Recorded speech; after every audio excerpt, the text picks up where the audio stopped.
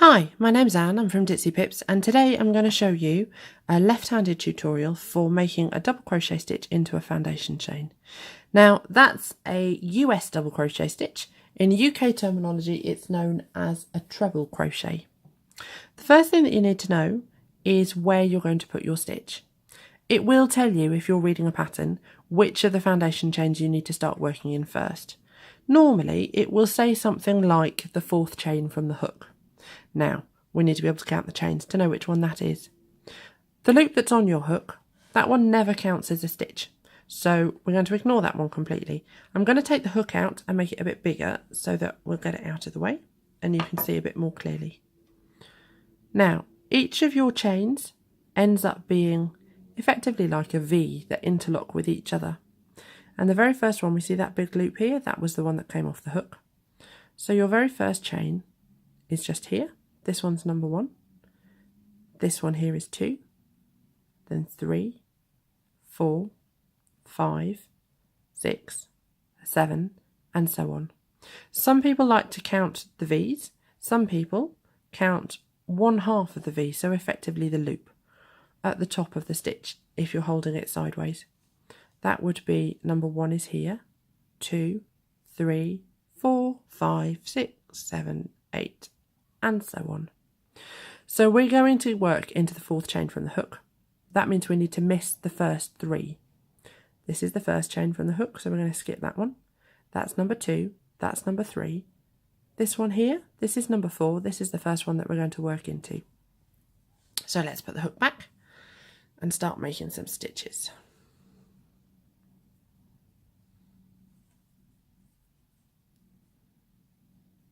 Now, the first thing that we're going to do is make a yarn over, and to do that is the same as if you're making a chain.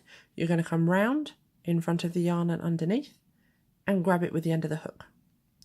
Then we're going to work out which one our fourth chain was. So there's the first loop, that's number 1. There's the second, that's number 2. There's the third, that's number 3. There's the fourth, just here. This is the one that we're going to start working into. We're going to put the tip of the hook into the middle of that V so that we just pick up that top loop under there like that. That will then give you 3 loops on your hook. Now we're going to do another yarn over. So round underneath the yarn and grab it and pull it back just through that very first loop, just there like that. And then you will still have 3 loops on your hook there. 1, 2, 3. Now we're going to do another yarn over. So round, underneath the yarn, grab it, and this time we're going to pull through the first 2 loops on your hook. 1, 2. So pull back through there.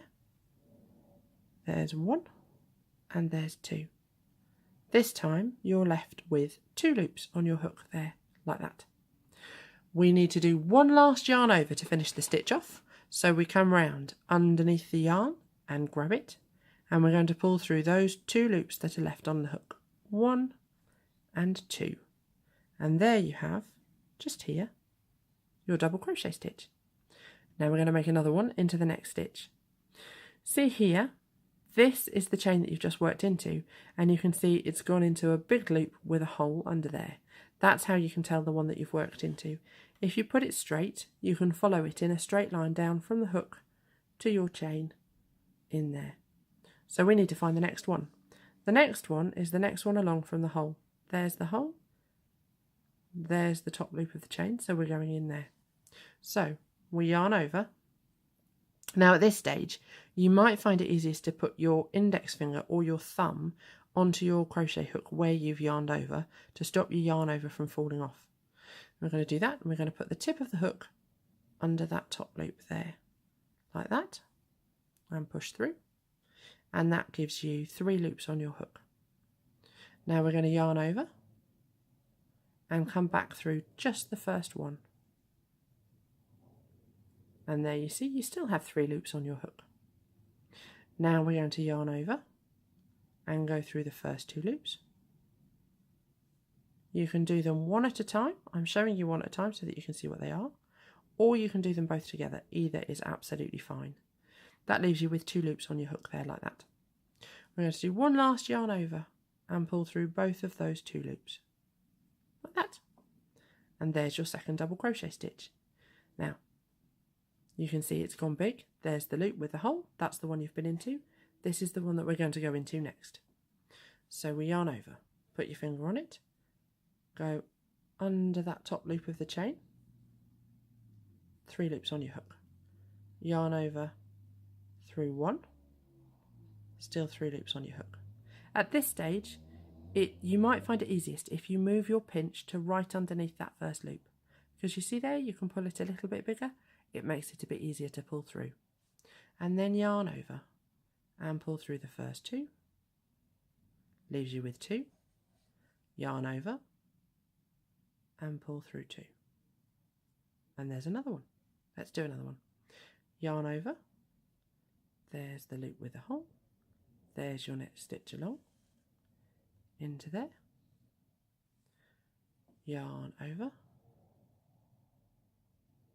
through that one. So this is the chain effectively. You've gone into the chain, yarned over and come back out of the chain. Gives you your 3 loops on the hook, yarn over through 2, yarn over through 2. So when I'm reminding my crochet students how to make it, we go yarn over and into the chain, yarn over and out of the chain, yarn over through 2, yarn over, yarn over, didn't want to play, through 2. And we go yarn over and into the chain, yarn over and out of the chain, 3 loops, yarn over through 2, yarn over through 2. You see, we're building up our row of double crochet stitches just here.